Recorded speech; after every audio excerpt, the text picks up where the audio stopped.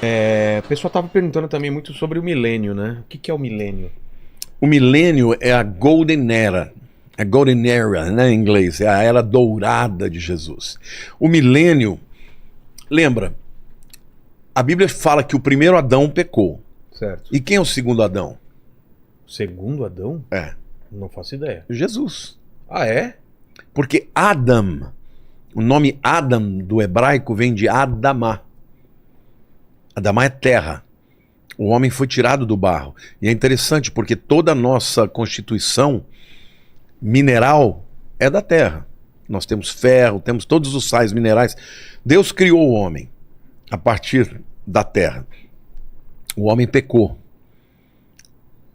O milênio será uma segunda oportunidade para a humanidade viver como seria o plano original de Deus.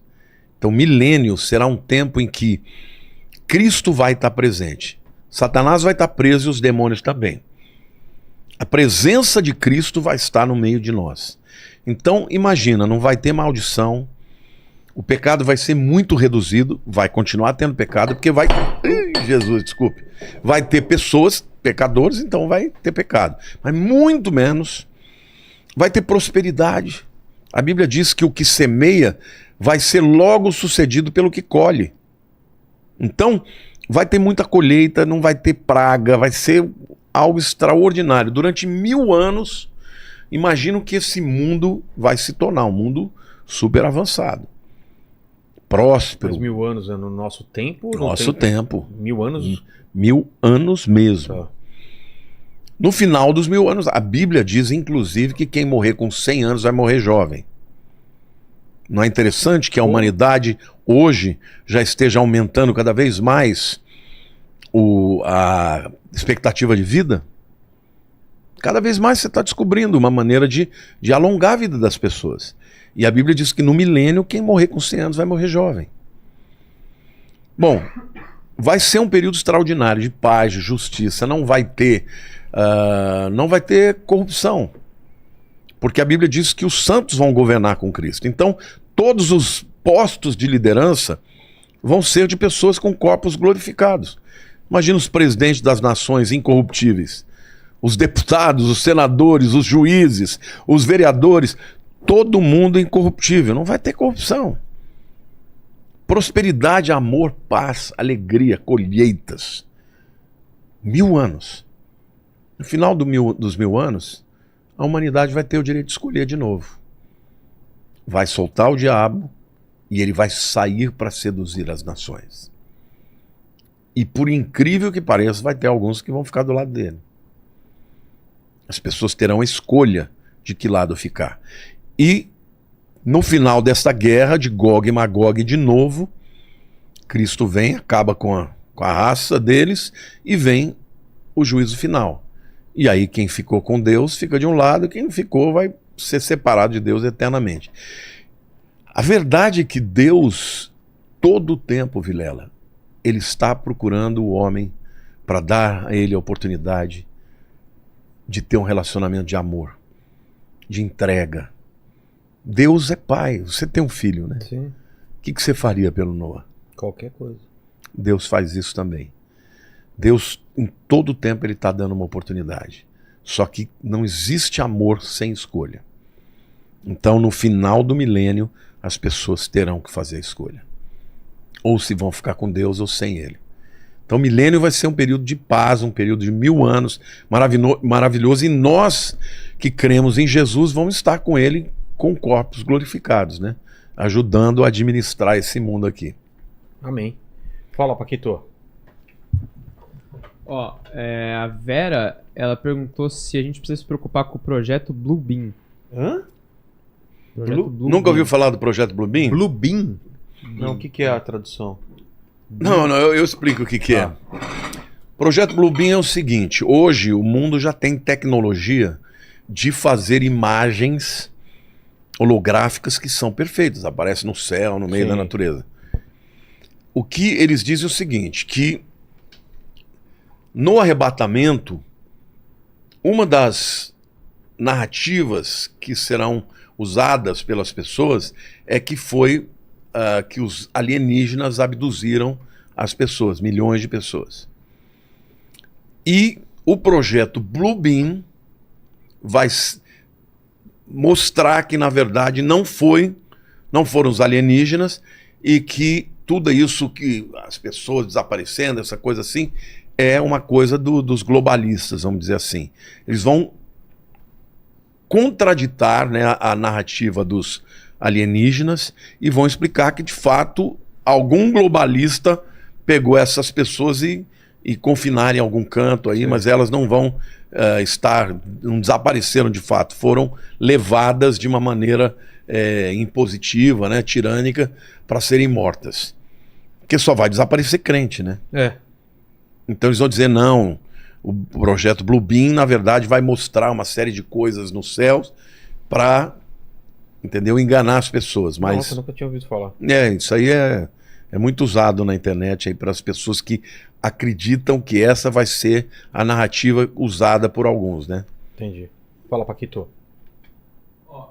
E tem uma última aqui do David. Ele perguntou aqui, o que o pastor pensa sobre... nossa, é difícil falar aqui em Guénon, eu acho. Hades e Sheol, que são todos traduzidos como inferno na Bíblia. É o Geena, Hades e Sheol. É Gena ou Guena? Guénon, né? Isso é no grego, né? Tá. No grego, Gué é terra. Inon é do Vale de Inon. Você foi em Jerusalém, né? Em volta lá tem aquela depressão. Existem alguns vales. Um é o Vale de Cedron, que é aquele que fica entre o Monte das Oliveiras e o Monte Moriá. Na parte noroeste ali, seguindo ali aquele vale, do Vale de Cedron, tem o Vale de Inon, dos filhos de Inon, na verdade. O que aquele lugar significava? Nas eras antigas, os povos cananeus, o que eles faziam? Eles sacrificavam os filhos para o deus Moloque. Daí vem a palavra Moleque. Ah, é? E por que eles sacrificavam ao deus Moloque? Era uma estátua, depois você pesquisa na internet, de um demônio assim que ficava com os braços assim. Era uma estátua de fato, né, de bronze. Bizarro. E por dentro eles botavam fogo. E aí eles botavam os bebês nos braços daquela estátua. E eles eram queimados vivos. Quando isso acontecia, as mães que tinham seus filhos arrancados, elas gemiam de gritar mesmo. Então, quando Jesus vai falar do inferno, que é o Geena, depois eu vou explicar os outros dois nomes, mas eu vou explicar primeiro o Geena. O que acontecia naquele lugar? Aquele lugar era o lugar onde se queimava o lixo de Jerusalém. E ficava 24 horas por dia queimando. O que Jesus fala do inferno? Que vai queimar eternamente, porque lá queimava 24 horas por dia. E que haverá choro e ranger de dente. Ele usa aquele lugar como metáfora. Por quê? Porque ali era um lugar pesado espiritualmente. No passado, os cananeus queimavam os filhos e as mulheres gemiam. Ele diz que o inferno vai ser assim. Aquele lugar também era um lugar terrível. Ele foi chamado depois de Akedama. Akedama é campo de sangue. Você lembra que Judas, ele vendeu Jesus por 30 moedas de prata. O que aconteceu? Ele se arrependeu. Se enforcou. Aí ele voltou lá e falou, eu traí, sabe, sangue inocente. Eu não quero mais, me devolve dinheiro e liberta ele. Eles falaram, não tem nada a ver com você. E ele jogou as moedas, eles pegaram e falaram, nós não podemos investir isso no templo, no tesouro do templo, que isso aqui é dinheiro de sangue, derramamento de sangue. Eles compraram um campo. Ah, é? Que campo que é chamado de campo de sangue? Akedama. O Vale do Geena. Então ali é um lugar amaldiçoado. Interessante que está do lado do Monte do Templo. Monte do Templo, lugar onde Deus se manifestava. Do lado do Geena, que é um lugar terrível. E quando Jesus fala do inferno final, ele usa essa palavra. Geena. Agora, o que é o Hades ou Sheol? O Hades ou Sheol é o mesmo lugar. Só que um é grego, é o Novo Testamento, e outro é o Velho Testamento, o Sheol, que é o lugar dos mortos. Não é o inferno final, é o lugar onde as pessoas esperam o julgamento final. É o que? Porque Hades, os gregos eles acreditavam o quê? Eles acreditavam que Zeus comandava os céus, o Olimpo. Que Netuno ou Poseidon As águas, comandava os os mares. mares, E Plutão ou Hades, as profundezas. o inferno. O inferno mesmo? É.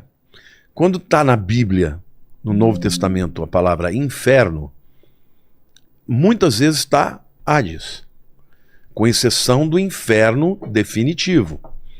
Porque hoje o Hades ou o Sheol, que é o mesmo lugar, está lotado de almas.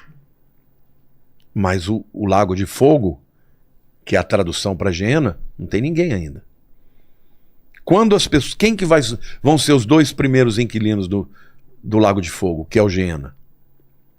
O anticristo e o falso profeta.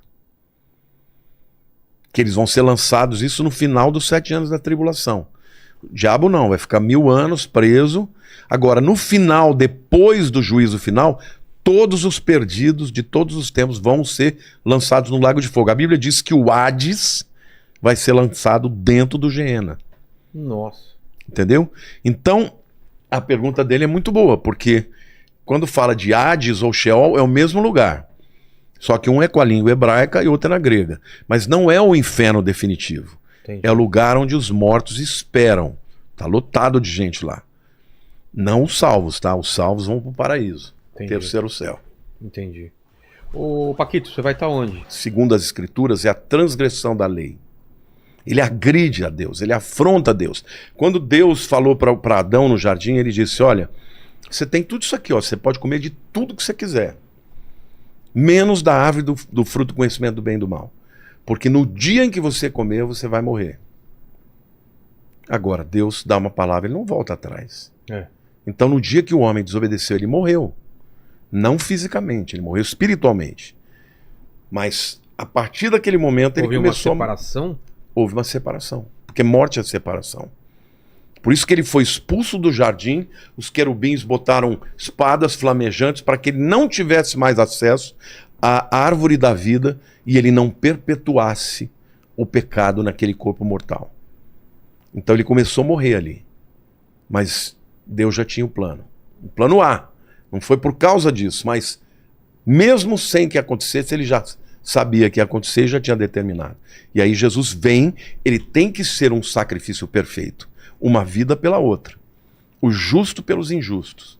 A Bíblia diz, como por um só homem entrou o pecado no mundo e pelo pecado a morte. Assim também a morte passou a todos os homens porque todos pecaram. Mas por um só homem veio a justiça de Deus para todos. Então Jesus é isso. Jesus é o Filho de Deus, ele é o Deus Filho, mas ele se tornou o homem como nós. E algumas pessoas confundem. Eu queria até falar sobre isso também, porque... E eu queria também saber depois, quando Satanás descobre que Jesus é o Filho de Deus? Só perto, só no deserto? Não, quando vai nascer, ele já está sabendo. Já está sabendo? Ah, já está sabendo. Tanto é que, obviamente, ele já tenta matar as crianças, Não, né? mas quando ele sabe que é aquele indivíduo, porque por enquanto ele sabe que vai nascer... Não, vai mas ser a hora lá, que Maria está grávida, certo. a hora que vem os magos do Oriente e falam, olha, onde que vai nascer o Messias? Porque nós vimos a estrela. O diabo já está Já tem ouvindo, conhecimento. já está sabendo. Aí ele manda Herodes ir lá para matar as crianças. Mas não consegue. Mata todas as crianças até 2 anos, mas Jesus já está no Egito. Então, mas Satanás sabia disso, que ele estava no Egito? Sabia. Ele não pode fazer nada, ele não pode tocar em Jesus. Ah, tá. Entendeu? Ele não podia fazer nada, mas ele tentou instigar o Herodes para matar. Entendeu? E Herodes matou as crianças, mas não matou Jesus. Aí, José está lá no Egito, ele tem um sonho de novo, e o anjo diz para ele, olha, agora você pode voltar, porque aquele que intentava matar o menino já morreu. Por conta disso, a gente sabe o ano que Jesus nasceu. Por quê? Porque Herodes morreu no ano 4 a.C. Houve um erro de datação aí. Então, se ele foi 2 anos antes para lá, então ele nasceu no ano 6 a.C. Então a morte dele, na verdade, não seria no ano 33, né? Mas seria no ano 27. Entendi. Então, são datas aproximadas, mas Satanás tentou matar, mas ele não podia. Depois, outras vezes, ele tentou impedir que Cristo se tornasse quem ele era. Por exemplo, quando ele se batizou, a Bíblia diz que o Espírito Santo o conduziu para o deserto para ser tentado pelo diabo. E ali ele jejuou 40 dias e 40 noites, e no final desse tempo ele teve fome. Aí aparece quem? O tentador. Com aquelas 3 tentações clássicas, né? Se tu és o Filho de Deus, pede que essas pedras se tornem pães, né?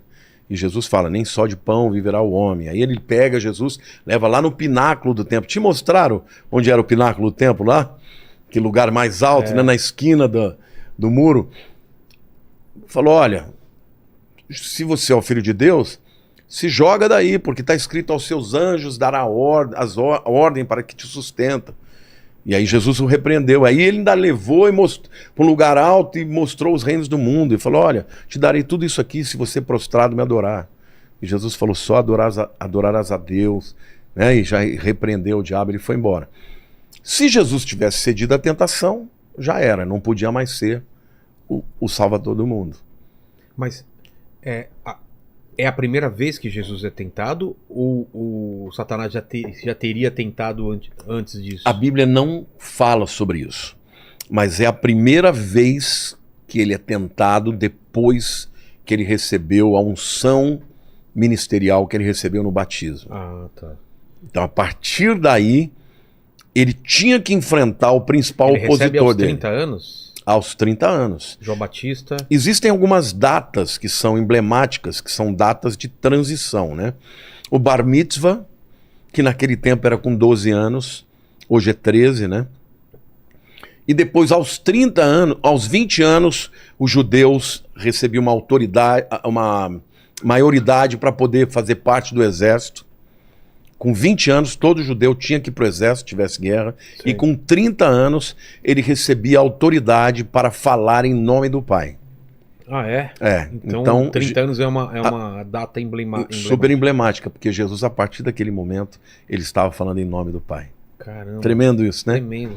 Então, nessa hora, ele tinha que enfrentar o diabo. E ele enfrentou e o venceu por mim e por você. Sabe, toda vez que eu me lembro que, às vezes, na tentação, a gente cede e perde, né? Eu me lembro que ele não perdeu. Então eu agradeço a Deus, falo, Senhor, eu caí. Não estou falando de nada de pecado moral, não. Estou falando, a minha luta mesmo é carne, é de comida. Quantas vezes eu falei, não vou comer. Depois até conto uma coisa engraçada aqui. Mas essa é uma grande luta. Outra é o temperamento, que às vezes sou bravo, às vezes fico explosivo. E depois fico chateado, né? Eu me lembro, tem até um camarada, que eu não vou dizer o nome aqui, mas é um camarada grandão, conhecido aí na internet pra caramba. Um dia ele fez uma coisa que eu não gostei, eu falei um monte pra ele, mas um monte. Falei, você é um moleque, você é isso.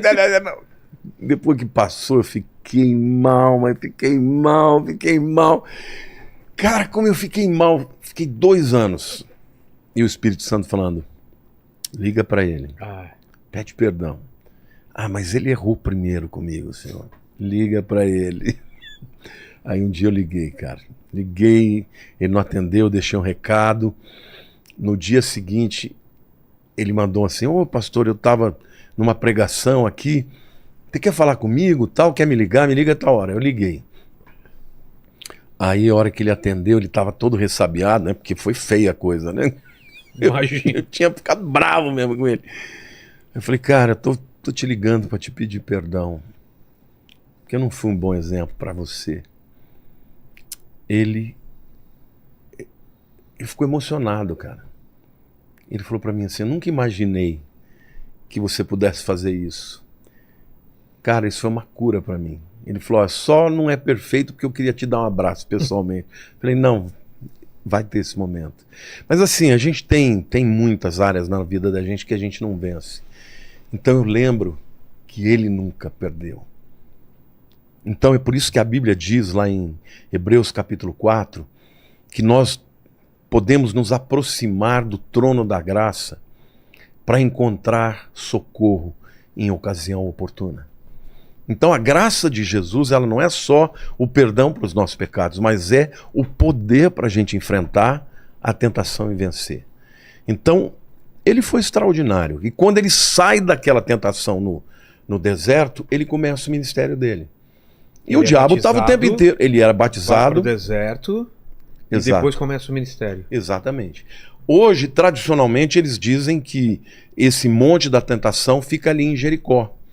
Eu não sei se você chegou aí em Jericó e você viu um monte grande. Jericó estava fechado porque tinha acabado de ter um atentado lá. Então, ali tem até um mosteiro lá em cima, com teleférico e tal. Ali onde tradicionalmente Jesus foi tentado, que é o monte mais alto da região, né? E ali ele começou o ministério dele. O ministério, imagina, um jovem de 30 anos, e ele sai de Nazaré, não é isso? Que é a cidade natal dele, e ele vai ali pelo Vale das Pombas e chega ali na região do Mar da Galileia, passando ali por Magdala, e foi se estabelecer ali em Cafarnaum, que você deve ter conhecido Também. quando você foi, né? Então, o Velho Testamento, ele aponta para Jesus. Ele aponta para quem Jesus seria. E quando Jesus nasceu, ele veio cumprir as profecias. Né? Isaías, por exemplo, que é o profeta que mais... Olha, eu fico arrepiado. Quando eu começo a falar de Jesus, eu me arrepio, porque é extraordinário. Diz assim: o mundo que andava em trevas viu a sua luz, e os habitantes da sombra da morte resplandeceu-lhes a luz. Jesus veio na plenitude dos tempos, no meio de uma terra de gentios, de pagãos, a Galileia dos gentios. E ali ele manifestou o amor de Deus de uma forma extraordinária. Ele foi um homem de vanguarda, ele foi diferente da lei daquela época. Ele era um cara que não foi aceito porque ele era uma pessoa que amava as pessoas. Se você, a gente pulei um pouquinho, né? Acho que a gente devia voltar um pouco para o nascimento, mas eu quero já falar um pouco sobre isso, porque na verdade Jesus, ele amou as pessoas e as aceitou como elas eram. Jesus tocou num leproso, quando a lei dizia que ninguém podia tocar no leproso, porque ia ficar impuro. E dá para entender, porque afinal de contas, opa, já uma coxinha? Mas a gente deixa ela aqui. Deixa ela aí. Exatamente. Então, ô Vilela, você pensa bem, ele foi uma pessoa diferente. O amor estava na frente. Por que as pessoas não podiam tocar no leproso? Porque a lepra mata. Era contagiosa, né? Como é que você vai impedir que a lepra se dissemine? Separando o leproso. Dá para entender, não está errado. Claro. Só que ele tinha poder para curar a lepra. Então ele curou o leproso.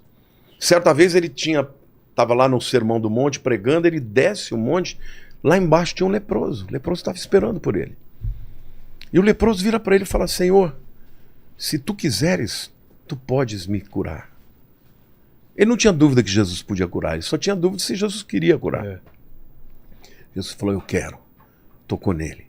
E ele foi curado. Então esse é Jesus. Agora, esse Jesus é o Deus encarnado. Então você quer saber qual é o coração de Deus?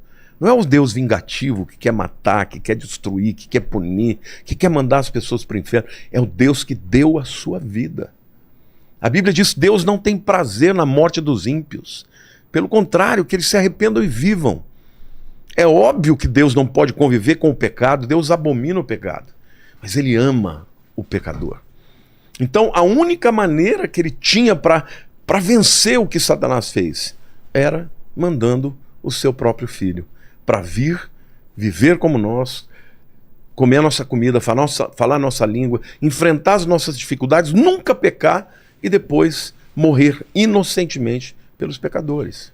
Os povos antigos, não só os judeus, aguardavam a vinda do Cristo para quem acreditava, do Salvador, e outras culturas também esperavam isso, tanto que os reis magos não eram judeus e vieram... O que existia na época? Qual era o sentimento das pessoas? Vai vir alguém alguma vez, o filho de Deus ou alguma coisa assim? Não, na verdade, pensa o seguinte: quando os homens começaram a se espalhar na terra e começaram a formar as nações, no livro de Gênesis você vê a tabela das nações, quais foram os filhos, né, de Noé que foram para aquele lugar e que criaram as nações que hoje existem hoje, né? Então esses camaradas, eles foram se dividindo, mas eles tinham o que em comum? Eles tinham a mensagem lá do início. Que Adão falou para eles, olha, um dia virá o Redentor. Adão já falou isso para ele, pastor? Em Gênesis 3,15, quando o homem cai, ele é expulso do jardim, vem essa promessa. Deus fala para a mulher, fala para Adão e fala para a serpente. Eles estão ali sabendo de tudo. Que um dia viria o Redentor. Por que você acha que o diabo... Opa, uma coquinha. Essa eu não vou rejeitar. Você já vai molhando a boca. Por que você acha que o diabo sempre tentou matar alguém? Por exemplo, quando Moisés nasceu, por que o faraó quis matar os meninos? Porque o diabo soprava. Olha o Redentor aí. Ah. Então vamos matar antes dele já nascer. Tinha esse medo dos poderosos. Opa, sempre Satanás já sabia que um dia ele ia perder. Então, mas ninguém sabia quando. Ninguém sabia quando nem quem. Mas não sabia, não tinha uma previsão. E você quer saber uma coisa maior? A Bíblia diz, no livro de Efésios, que Cristo é um mistério que não tinha sido revelado antes. Ah, é? Que só foi revelado na época do Novo Testamento. Até para proteger. Até os anjos não sabiam. Os anjos? Os anjos não sabiam que o anjo do Senhor era o Deus encarnado. Que seria o Deus encarnado. Mas é Gabriel que Gabriel vai anunciar que ele vai nascer. Mas e aí ele sabe naquela hora, é isso? Eu creio que quando ele vai anunciar, já o Redentor sabe, ele já sabe. Entendi. Mas antes ninguém sabia. Estava guardado no coração de Deus. Caramba. O Deus Pai, o Deus Filho e o Deus Espírito. Então, quando vem a profecia, Satanás ele não é onisciente. Ele sabe que uma hora vai nascer um Redentor. E esse Redentor pode ser aquele que nasceu. Então, o primeiro que ele tentou matar foi Moisés. Porque na cabeça dele... Na cabeça dele poderia ser dali. Só que Deus o preservou, né? Você conhece a história, Sim. Botaram no cestinho, e aí a filha do faraó criou Moisés e tal, e acabou sendo, de fato, um libertador. Não o Redentor, mas o libertador do povo. Passam muitos anos... Vêm os magos lá do Oriente. Por quê? Da Babilônia. Porque eles tinham uma profecia deles. De números. Não, de um camarada chamado Balaão. Balaão era um profeta pagão. Ah, é? Mas que interessante isso, né? Era um profeta pagão que tinha revelação. Caramba. Eles tinham, por exemplo, ele recebia dinheiro do rei para ir lá amaldiçoar Israel. Chegava na hora, ao invés de amaldiçoar, ele abençoava. Aí o rei falou, pô, mas você vai abençoar? Eu te paguei. Ah, eu não consegui. Aí mandava de novo. Ele ia, abençoava de novo. Aí chegou uma hora e falou, não posso amaldiçoar para a quem Deus abençoa. Um camarada desse é um canalha, né? Porque ele sabe. Ele falava com Deus. Esse camarada, quando ele viu que não tinha jeito, como ele já tinha recebido a propina, ele falou, ó, eu não vou poder amaldiçoar, mas eu vou te ensinar como é que você vai fazer esse povo cair. Você mande um monte de mulheres prostitutas e idólatras. E ídolos. Porque eles vão pecar contra Deus, aí eles vão perder. Agora, esse camarada, ele profetizou que um dia uma estrela viria do Oriente e que essa estrela regeria o mundo com cetro de ferro. Esses camaradas da Babilônia, eles eram astrônomos, liam as estrelas, os astros, entendeu? E eles, pelos estudos que eles tinham, e mais a profecia de Balaão, quando eles viram o alinhamento dos planetas, ele falou, agora. Júpiter, na concepção deles, era a estrela. O astro-rei. Falou, vai nascer lá em Belém. Então eles foram. Só que quando eles chegaram, eles viram o sinal da estrela, mas eles não sabiam onde era. Aí eles procuraram quem? O Herodes. E perguntaram para Herodes, onde que vai nascer? Herodes não sabia, chamou os sábios. Herodes sabia da profecia ou não sabia? Não, Herodes ele nem era judeu, ele era idumeu, ele era edomita casado com uma judia. Então ele chama os sábios e fala, onde que vai nascer o Messias? Ah, vai nascer em Belém. Porque Miqueias 5:2 fala, e tu, Belém Efrata, né, pequena entre as milhares. Tinha profecia que ia ser em Belém. Eu vou ler para você, ó. Caramba. É extraordinário. Miqueias 5:2. Belém não seria uma cidade que... Porque o certo seria nascer em Jerusalém, quem fosse pensar assim. Se não tivesse a profecia. Seria uma cidade imprópria, né? Porque é uma pequenininha, olha o que fala, ó. E tu, Belém Efrata, que era da tribo de Efraim, né? Pequena demais para figurar como grupo de milhares de Judá. De ti me sairá o que há de reinar em Israel e cujas origens são desde os tempos antigos, desde os dias da eternidade. Ó, aqui está dizendo, ele é eterno. Então, falaram, é em Belém. Aí o que ele fez? Foi para Herodes lá e... Não, os sábios falaram para Herodes que era em Belém. Ah, falaram? Falaram, vai nascer em Belém. Aí Herodes falou para eles, é Belém. Vai lá e avisa. Vai lá e depois você me avisa que eu também quero ir adorar. Só que eles foram e, dirigidos por Deus, não voltaram para Herodes, já foram embora. Porque senão... E Deus avisou em sonho para José que ele tinha que fugir para o Egito. Entendeu? Mas o que é maravilhoso é que Deus ele mostrou até a povos pagãos. E Jesus nasceu no tempo que tinha que ser. Outro detalhe que eu acho maravilhoso deixa eu pegar um copinho novo aqui para pegar essa Coca aqui, porque eu sou apaixonado por Coca Zero. A época não existia nenhum cálculo, nenhuma profecia para falar quando era exatamente que ele nasceu. Não havia nenhum cálculo. Mas olha que coisa interessante. O que eu ia falar, meu Deus? Tinha um argumento aqui tão bacana que me fugiu agora. A gente estava falando do que mesmo? Estava falando... Ah, sim. O que eu queria falar é o seguinte. O César Augusto, nós estamos falando do César, né, do imperador romano, né, o Augustiniano, né, que mandava no mundo daquela época. Israel estava debaixo, né, do domínio dos romanos. Ele determina fazer um censo. O que é um censo? Para que ele fazia um censo? Ele queria saber de todo mundo que existia por nome, por região e tal, para poder cobrar imposto. Exatamente, né? Então o que ele fez? Ele determinou um censo.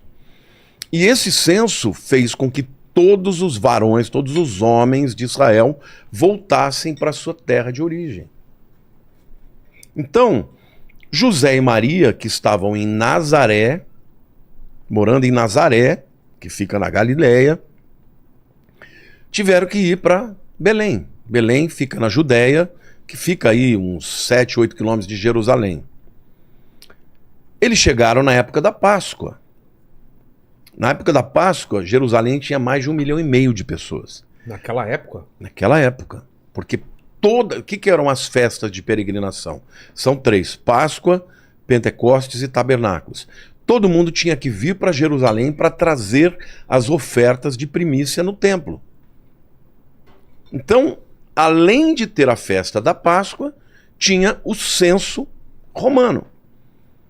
Ora, José era de Belém, então ele não tinha escolha, ele tinha que ir para Belém. E quando ele chega em Belém, não tinha lugar nenhum para que Jesus... Então, foram para um estábulo. Jesus nasceu numa estrebaria, que é um estábulo, lugar onde os animais comiam. Agora, tinha que haver um homem chamado César Augusto que fizesse um decreto para que Jesus nascesse em Belém. Porque senão, ainda que fosse uma festa de peregrinação, Maria, estando para dar à luz, ele não ia sair de Nazaré para Belém. Ele só foi para Belém porque o César Augusto determinou o censo. Então veja como Deus é soberano. Ele fez acontecer para que Jesus nascesse em Belém para se cumprir o que dizia nas Escrituras. Que animação, né? Mas vamos falar da segunda vinda, podemos falar? Porque o próprio Jesus falou da segunda vinda. Quem mais falou sobre a segunda vinda? Olha, todos os apóstolos falam da segunda vinda. Pedro fala muito da segunda vinda. Paulo fala muito da segunda vinda. João escreveu o Apocalipse. Exato. Fala da segunda vinda. Gente, se você eliminar o aspecto profético da Bíblia, você tira 40% da Bíblia. Jesus falou muito sobre a segunda vinda. Então, tem muita gente... É importante você explicar isso, ô Vilela, eu acho bacana a tua pergunta, porque tem gente que fala, não, vamos falar só da salvação, porque falar da segunda vinda a gente não entende muito, não sabe quando é.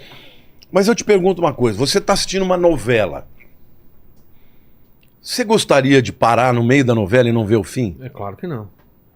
Um filme. Jesus, quando ele morreu e ressuscitou, todo o discurso dele... Não era o fim. Não era o fim. Todo o discurso dele é, eu vou voltar. E aí, não só quando ele morreu e ressuscitou, antes disso, ele já falava.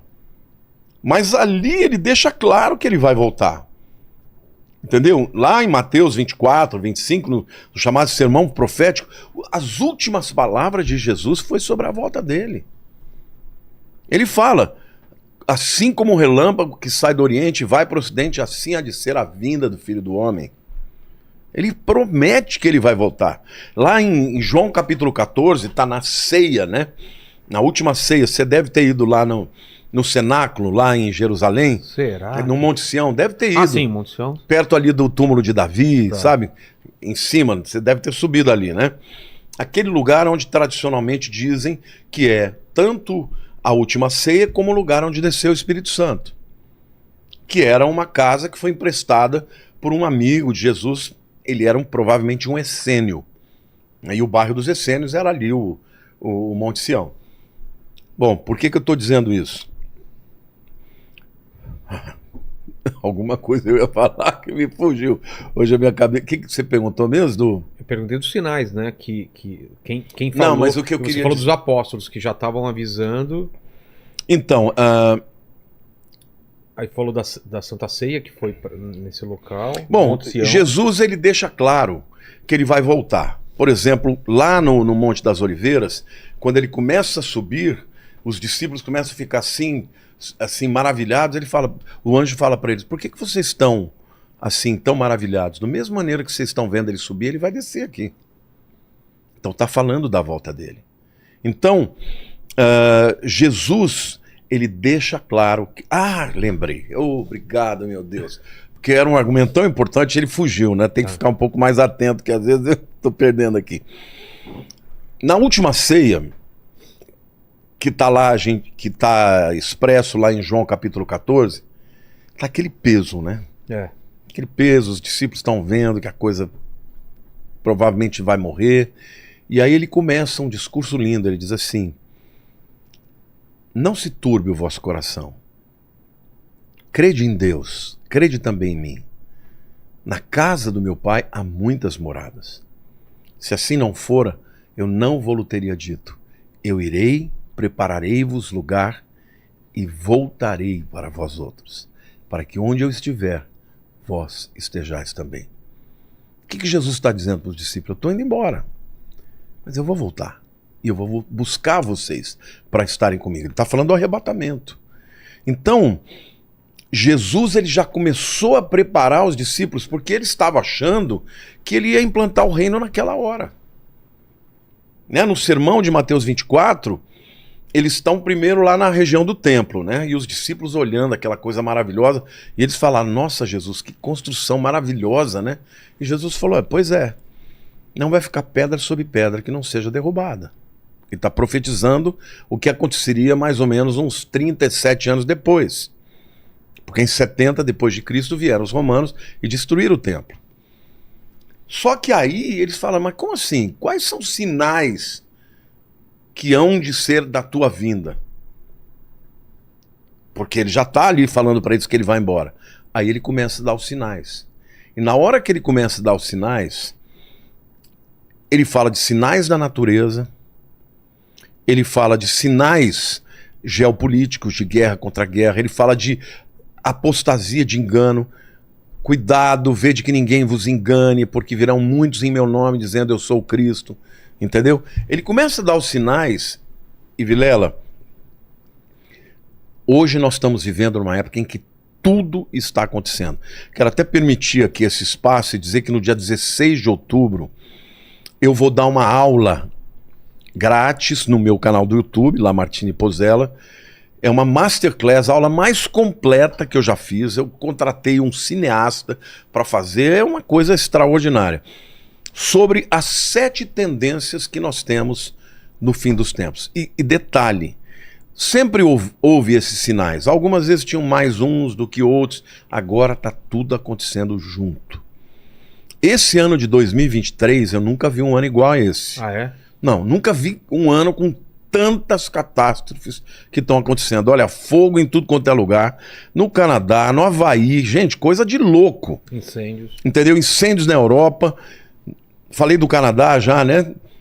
Terremotos em tudo quanto é lugar, cara. Enchentes aqui no Brasil, no Rio Grande do Sul, nós tivemos o que eles estão chamando de a maior catástrofe ecológica de todos os tempos no Brasil.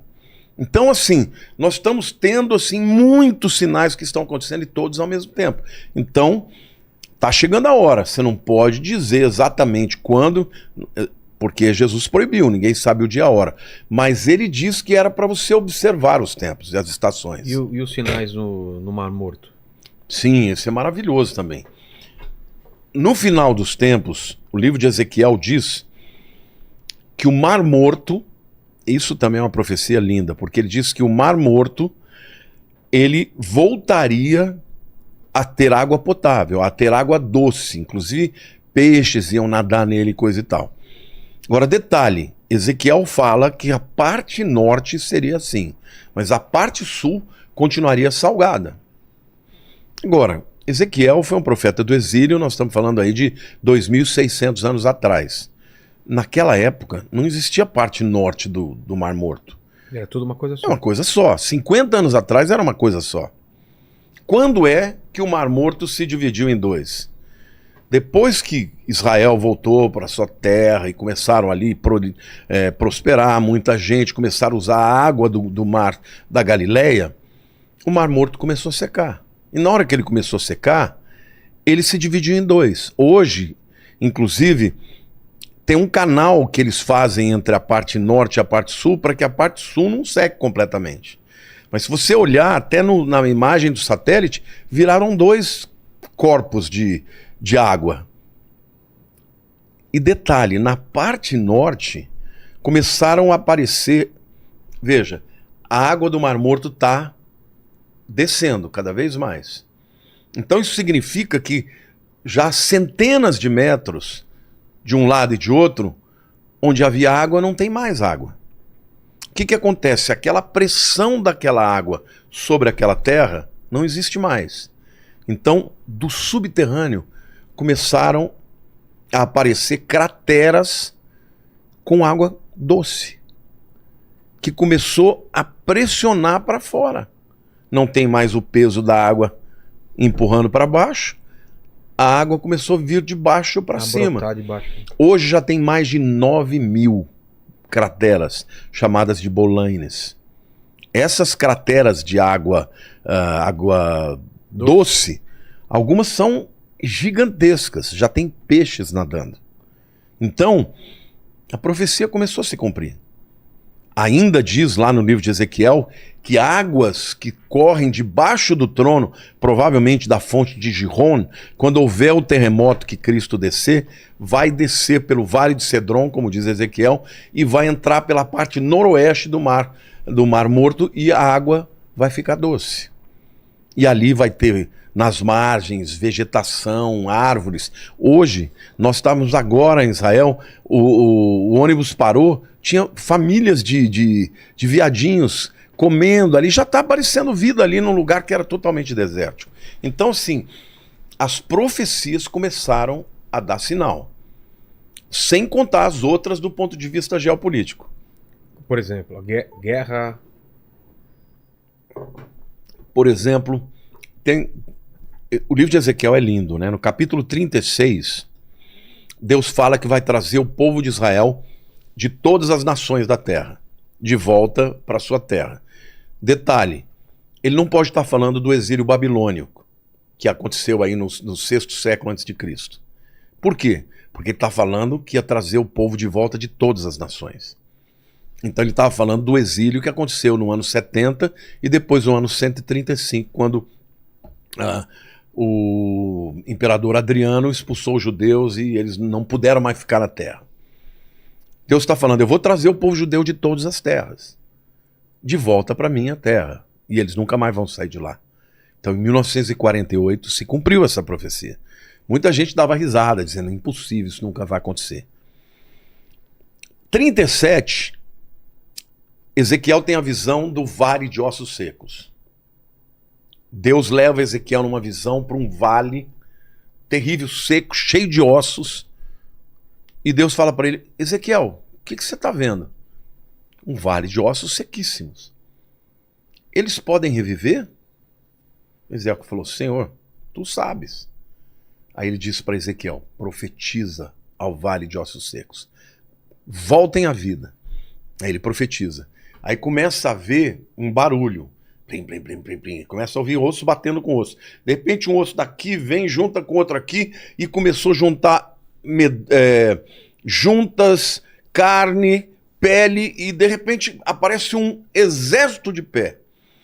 E Deus fala assim, esse exército é o meu povo, é a nação de Israel. Eu vou revivê-los. Agora, detalhe, o que aconteceu na época do Holocausto? 6 milhões de judeus foram mortos. E como eles eram encontrados muitas vezes em valas de ossos secos. Essa visão de Ezequiel 37 é a visão do Holocausto. Por causa do Holocausto, por causa do vale de ossos secos, o mundo ficou abismado. O mundo falou, meu Deus, não pode acontecer isso de novo. E aí a ONU, em 1947, em dezembro, decide voltar a partilha entre uma solução de 2 estados, né? Um estado palestínico e um estado judeu. Israel aceitou e os muçulmanos não aceitaram. Mas a moção foi aprovada, inclusive com o voto de Minerva do brasileiro Oswaldo Aranha. A ONU aprovou, mas não fez acontecer. No dia 14 de maio de 1948, Davi Ben-Gurion junta uma série de pessoas, umas 300 pessoas ali na casa dele, e ele faz uma transmissão de rádio dizendo, hoje nasce Israel moderno. Como diz as escrituras, em Isaías, pode uma nação nascer num dia? E Deus fala, pode. Assim será com Sião. E assim foi que aconteceu. No dia seguinte, estourou a Guerra da Independência. Uma guerra em que os judeus tinham minoria, não tinham armas, não tinham pessoas preparadas para lutar e venceram a guerra. Em 1 ano e meio aproximadamente, eles conquistaram mais território do que eles tinham na partilha. Só que aquilo que você conquista por guerra é teu. Então Deus permitiu aquilo porque ele estava devolvendo de volta aquela terra para o povo dele. Ele prometeu em 36 que ele ia trazê-los, trouxe. No 37 ele mostra como ele ia trazê-lo. Depois de um holocausto, vales de ossos secos. Quando o mundo fala, não, esse povo não pode mais nada. E Deus fala, esse é o meu povo e eu vou revivê-los. Cara, você foi para Israel. É extraordinário, é uma nação inigualável. Uma inigualável, tudo aquilo que você vê no deserto, sabe, florescendo, plantações. Tem profecia dizendo que o deserto iria florescer. Agora, não, mas isso foi o homem, irrigação gota a gota. Não interessa, Deus disse que ia acontecer, aconteceu. Agora vem o 38 e fala de Gog e Magog. Que é, se você pega lá, todas aquelas nações que virão contra Israel, que vão atacar Israel, são as nações que estão aí. Gog, Magog é Rússia. Pérsia é Irã. Então tá tudo ali. Turquia, Rússia. A China também ou não? China não está lá, embora alguns afirmem que Magog também é China. Império do Leste, alguma coisa assim, não tem alguma coisa? Isso é no Apocalipse, é outra coisa. Tá. Mas essa guerra de Gog e Magog é uma coisa tão extraordinária, porque se você pegar o Flávio Joséfo, ele fala que os Magogians são os sítios. Quem são os sítios? Ou citas, como está na Bíblia? É o povo das estepes, é a Rússia. Então, quando você pega... Eu tenho um vídeo no YouTube, se alguém quiser, tiver interesse de ver quem é, porque lá eu falo cada um daqueles nomes diferentes, eu mostro historicamente quem é. Entendi. Entendeu? Todas as nações que estão lá e que a Bíblia diz que vão invadir Israel, Israel, são aliadas hoje. E contra Israel. Agora, detalhe, Vilela, detalhe, no tempo em que Ezequiel escreveu, quem foi o povo que permitiu que Israel voltasse da Babilônia? Foram os persas.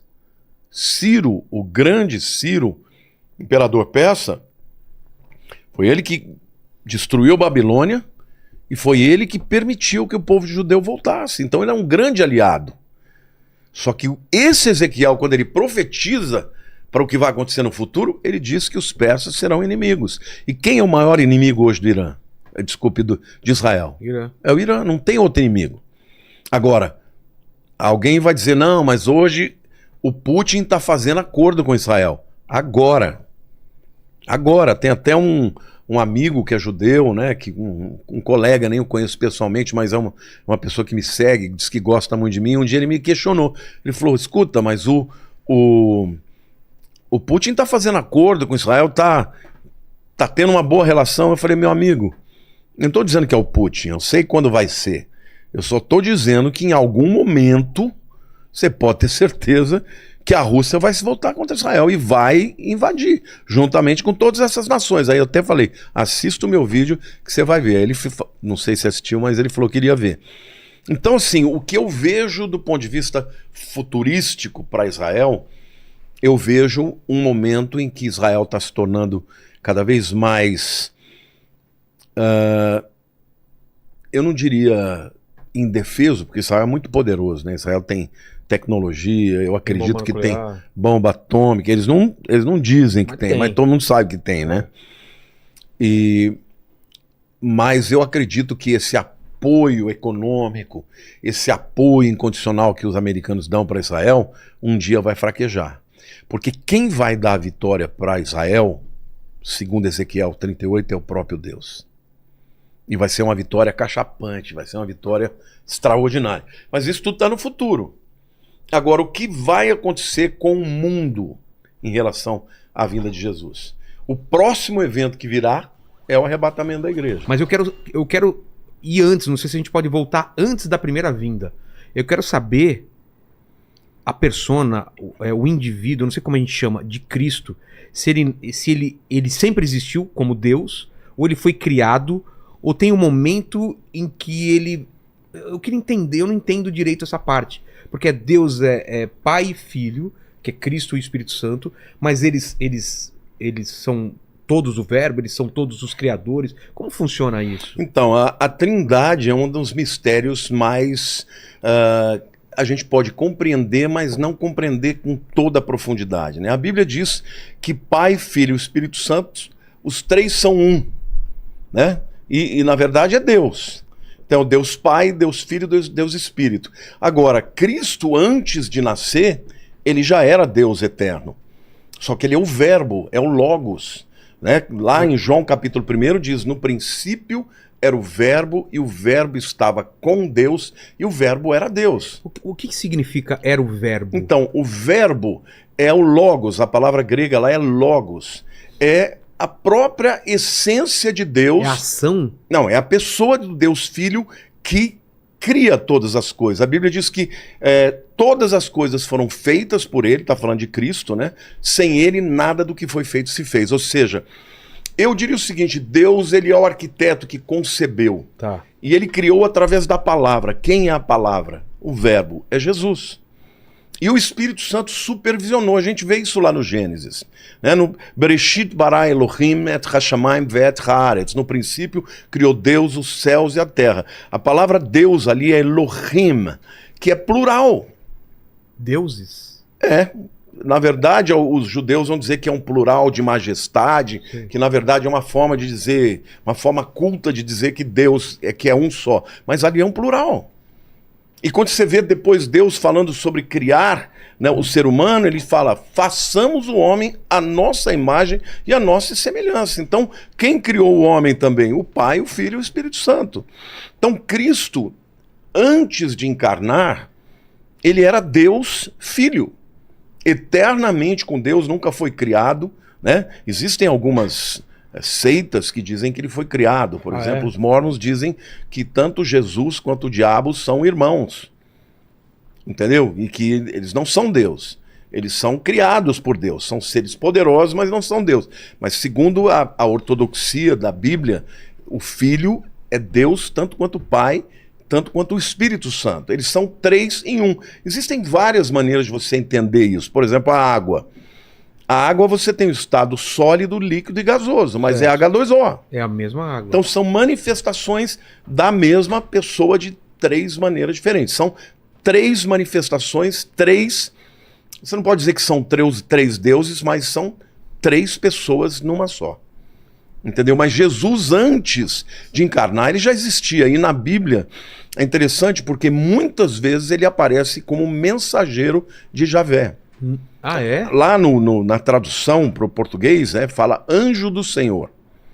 Mas no original é Malach Yahweh. Malach é anjo, mas é também mensageiro. Porque quando você fala de anjo, parece que é um ser criado, né? Certo. Os anjos foram criados, mas o anjo do Senhor não.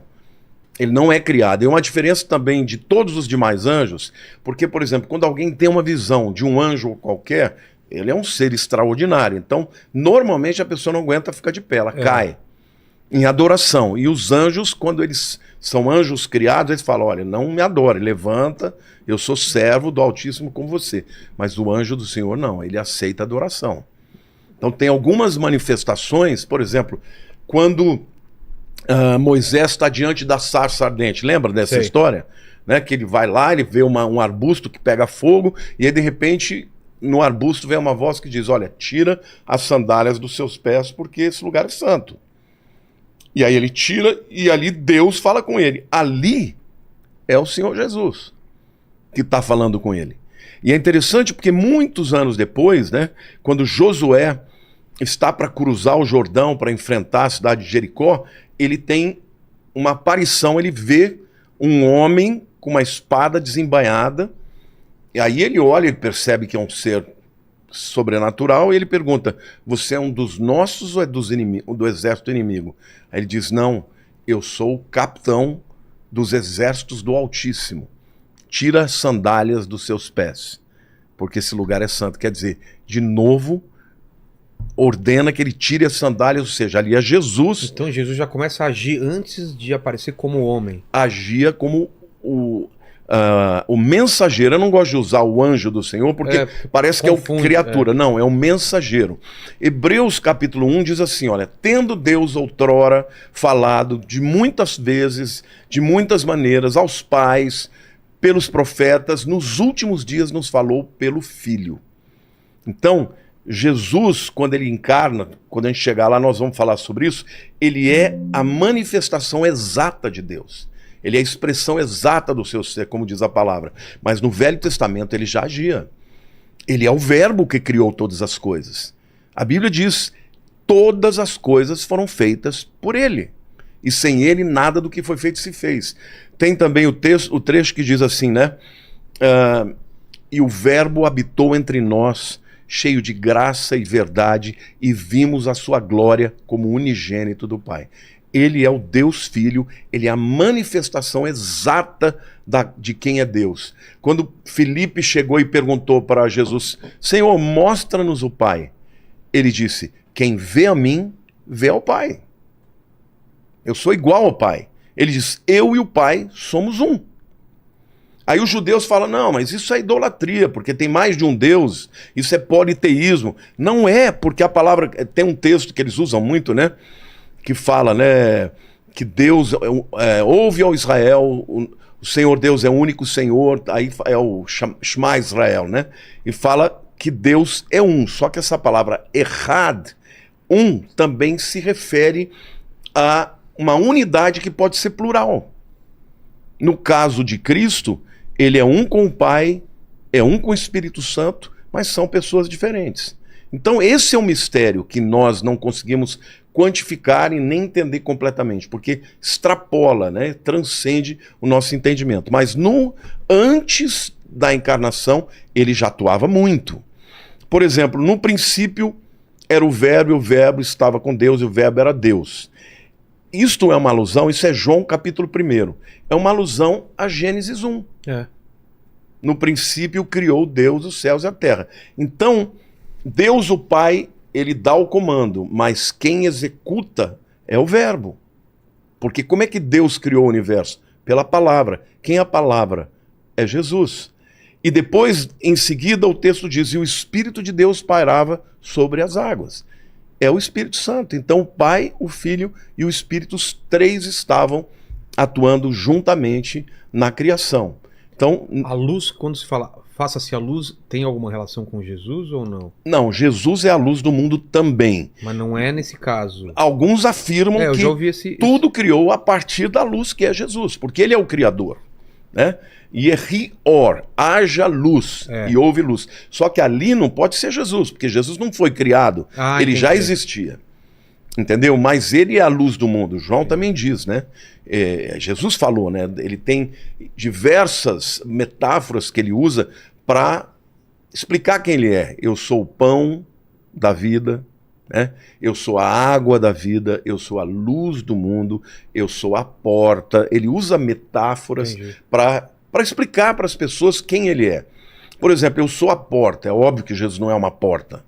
Mas assim como uma porta você pode abrir e dar acesso, ele dá acesso a Deus. Entendi. Assim como uma porta ela se fecha e te dá proteção para quem está do lado de dentro, ele também nos dá proteção. Então, ele usa de metáforas. Mas quem é Jesus? É o Deus Filho, é o Verbo de Deus, é o Criador de todas as coisas. E a Bíblia diz que tudo foi criado por ele e sem ele nada do que foi feito se fez.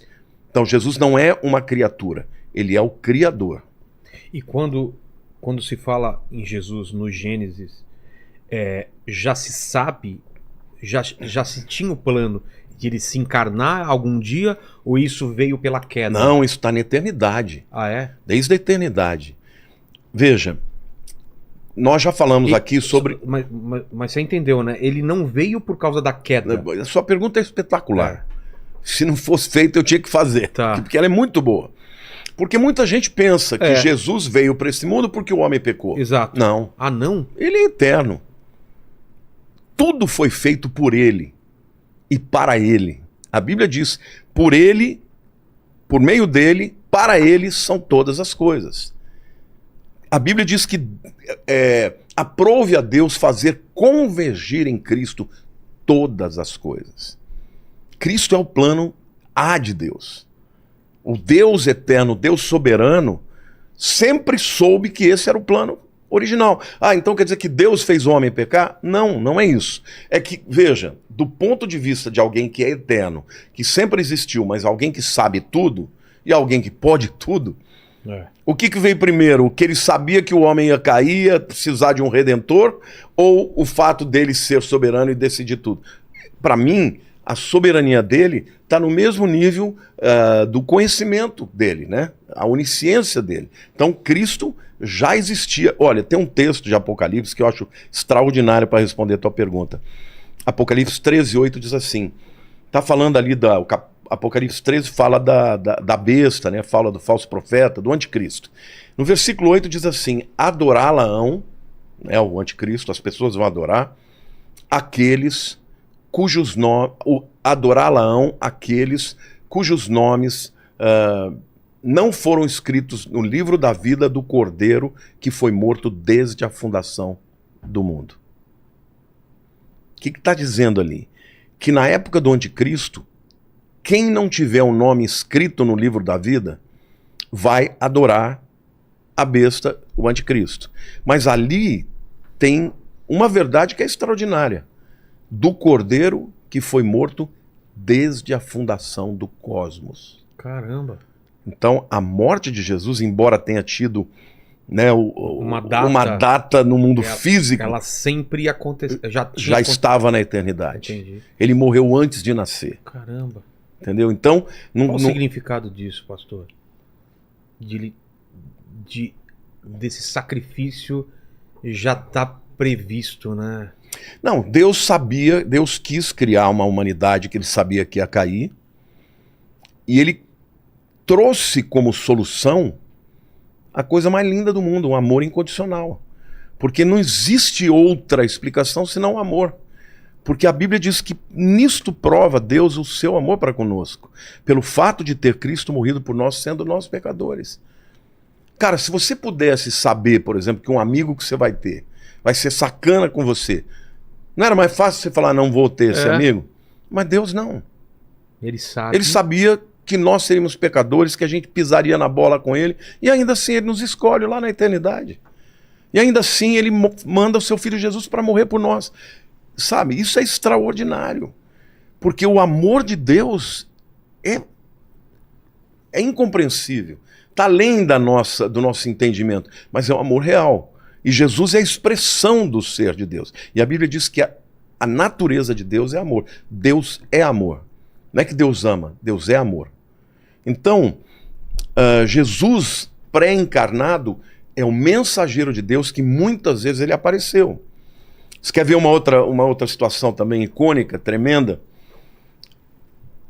Você sabe da história de Abraão, né? Abraão, quando tinha 75 anos, estava lá na Mesopotâmia, ele tem um encontro com Deus e Deus fala para ele, ó, você larga tudo que você tem, deixa a tua parentela e vai para a terra que eu vou te mostrar. E ele foi. Abandonou o dinheiro, o pai dele, Terá, tinha uma fábrica de ídolos, ele era um cara bem estabelecido, estava numa cidade na Mesopotâmia que tinha uns 200 mil habitantes na época, e ele vai para um lugar que ele nem sabia onde era. Deus promete para ele, lá em Gênesis 12, que faria dele uma grande nação. Promete um filho para ele. O cara tinha 75 anos, imagina. O cara chama Abrão. Abrão é pai exaltado. O cara com 75 anos não tem nenhum filho. Aí Deus promete um filho. E durante 25 anos esse camarada está esperando uma promessa que não se cumpre. Até que chega um dia, ele está meio-dia, na porta da tenda dele, aparecem 3 seres. 2 anjos e o terceiro é o anjo do Senhor, que é Jesus. Ali naquele momento, ele adora. E Jesus recebe a adoração. Manda os 2 outros anjos que vão para Sodoma, dizendo que Sodoma seria destruída, e ali fica tendo comunhão com ele, dizendo, ao ano que vem você vai ter um filho. Ele com 99 anos e Sara com 89. Caramba. E aí, um ano depois, eles têm o filho Isaac e tal. Mas ali o anjo do Senhor recebe adoração. Então, em muitos lugares onde o anjo do Senhor ele é enviado para fazer alguma coisa extraordinária, quando alguém adora, ele recebe adoração. Então Cristo, antes da encarnação, sempre foi Deus, sempre existiu, e a encarnação dele já estava decidida lá na fundação do cosmos. Aliás, na eternidade. Na eternidade. Né? Mas esse paralelo, foi um paralelo o pedido de Deus do sacrifício do primogênito para Abraão, para ter depois um paralelo com Jesus, ou não tem relação? Tem tudo, isso se chama na teologia de tipo. Tipo? Tipo, você tem o tipo e o antítipo. Então, Isaac é um tipo de Cristo. Pensa o seguinte, Abraão é o pai, Isaac é o filho.